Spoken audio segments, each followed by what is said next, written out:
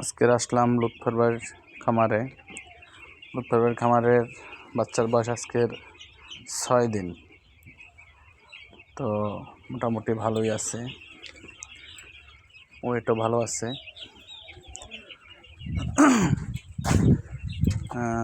বাচ্চা কিছু ঠান্ডা পাচ্ছে, ঠান্ডার জন্য পাশে কিছু চাপ দিচ্ছে। আবহাওয়াটা একটু ঠান্ডা, তো এই জন্য আসলে হিট বাড়াইতে হবে। এমন অবস্থা হইলে ফার্মের ভিতর হিট বাড়াইতে হবে। ঠান্ডা পরে হালকা হালকা, এই জন্য আসলে রাত্রে ঢাক দেওয়া হয়েছে। মোটামুটি ভালোই আছে।